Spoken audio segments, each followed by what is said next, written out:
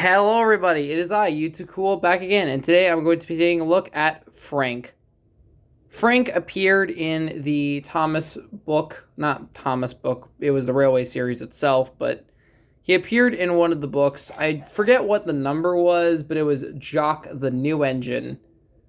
Frank is a diesel that works on the Arlesdale Railway, and his entire story revolves around how he wasn't in the first Arlesdale Engines book, Miniature Engines, and it causes him to get so angry he backs into a shed and ends up destroying it and hurting himself.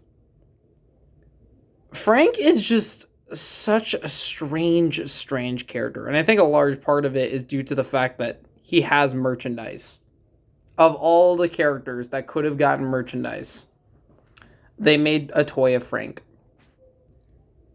What's even funnier is that Frank doesn't even exist in the TV series. In Star Wars Legend of the Lost Treasure, we were introduced to Mike, Rex, and Bert again, but first time for anyone who was watching the TV series. And, Frank wasn't there. He wasn't there in the adaptations, which is fitting because, originally the whole point is that he wasn't in there, but it's just really funny to me that Frank is just kind of slightly obscure. He's not a super obscure character, but he's obscure enough. I don't know. I genuinely love this guy so much. He's just so weird because of that, right? I think the only reason they did a toy of him, well, there were two toys of him. There's this wooden one here, and there's also an Ertl die-cast. I think a large part of it is due to the fact that he was a pretty unique design. No other diesel really looked like this. Of course, later we would end up getting Dennis, a similar looking diesel with a sort of similar shape. But, Dennis is a standard gauge engine and still a bit different from Frank. I think this part right here, his massive roof light, is his defining thing. And it's so funny to me how Wooden Railway went about depicting it.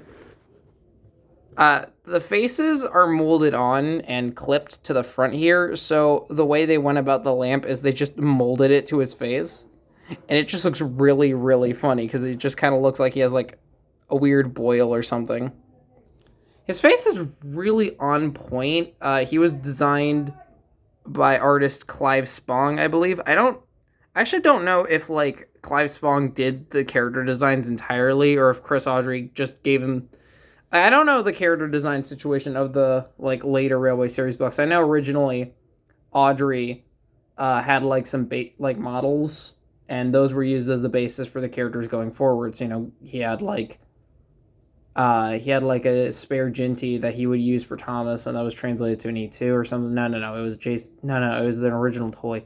Better example would be, Toby. Toby and Duck, right? Yeah, Duck was literally just a model he had on his layout, and he was like, hey, what if I turn that into a character? Anyways, I don't think that was the case for Frank. I don't think there's a physical model of Frank beyond these two mass-produced toys. I legit think that Chris Audrey was like, hey, I want to have, a little miniature diesel, and they looked at the real-life engine Perkins, which Frank is based on, and the rest is history, I guess. So again, the face is really accurate to Clive Spong's art style with the sort of droopy eyelids and the square nose.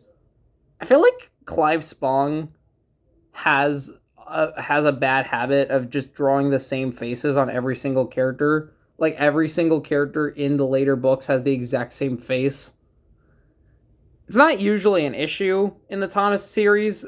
Typically, a lot of characters have. I think the only other time there's ever been a mass same face problem was in seasons 5 and maybe season 7, because Arthur, Emily, and Murdoch have very similar looking faces.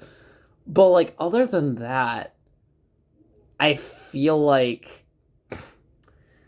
Thomas usually does a really good job of having distinct faces for each character, right? Whereas those faces, and these ones are just really, really overdone. But again, he has this massive roof light, which makes it really distinct. Hold on, I want to see if I have... Okay, hold on. Let me pull up some other characters from this era that got toys as well. as you may remember from last year, for the 80th anniversary, I was picking up some Railway Series exclusive characters. And I picked up 16 and Wilbert. Wilbert does have a wooden railway model, but I opted to get the Ertl version because I wanted an Ertl 16. And, I wanted them to match because I thought it'd be really weird for 16 to be an Ertl and, Wilbert to not be. I wouldn't mind getting a wooden railway Wilbert, though. It does look like a really good model. So, yeah, there is Frank next to Wilbert. So yeah, Ertl did a bit of a better job making the faces distinct by giving them different noses and, painting them to look a little different. 16 has a lot thicker, bushier eyebrows, whereas, Wilbert's are a lot smaller and a lot more refined. It could just be the chippage, as you guys may remember. Mine, it did not come in good condition. Mine didn't even have the painted buffers. I had to repaint these. I'm taking so much time away from Frank himself. It's funny because that's his entire thing. He's just so lame. He's just a lame little guy. He's very similar in personality to like Sir Handel or something, but it's just I love Frank. He's just so silly. He has a very interesting running board here where it's red trim all around, but with a black top. It's super interesting. I don't think any other engine had this level of detail. And this guy was released around, 2001 or something? Let me check the date on the bottom here. I don't know if you guys can see it. But, yeah, 2001. He and Wilbert came out around the same time. So I think around this time... I think this was the last year where they did the old-style engines. So, here's a Thomas. This isn't my other 90s Thomas. This is one I got in a lot with Frank, by the way. I got a 4-engine lot for a pretty good deal. And I just happened to land on 10 Years in America Thomas of all characters. This is a semi-rare variant of Thomas, and I just picked it up next to Frank. So I justified getting this lot purely based on Frank, and then I got this one. I was like, it's a pretty rare variant, might as well. Yeah, but basically, we went from this style to the more, chunky style that we get later on. This isn't a learning curve Thomas. This isn't Mattel Thomas, but, basically the same.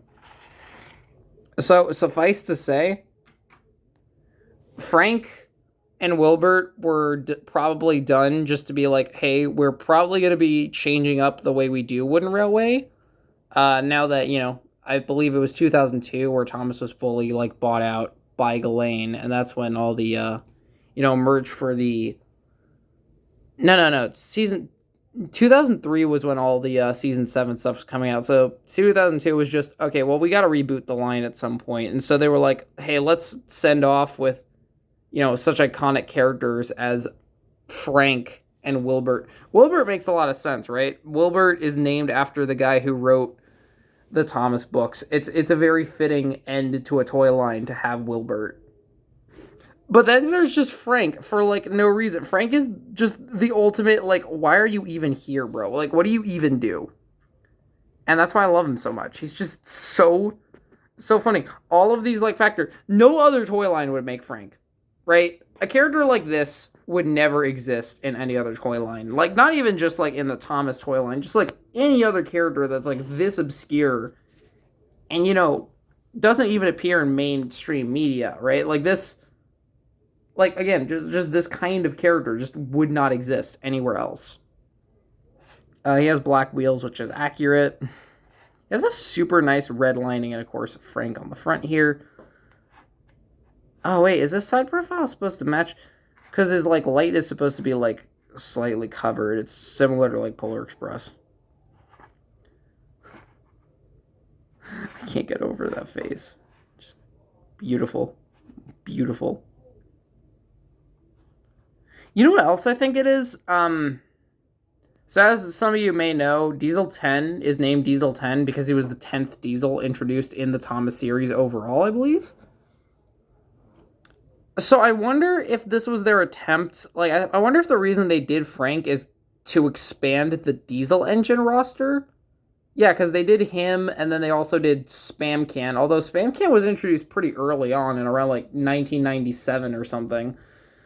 So I wonder if they were just really desperate to have more Diesel characters.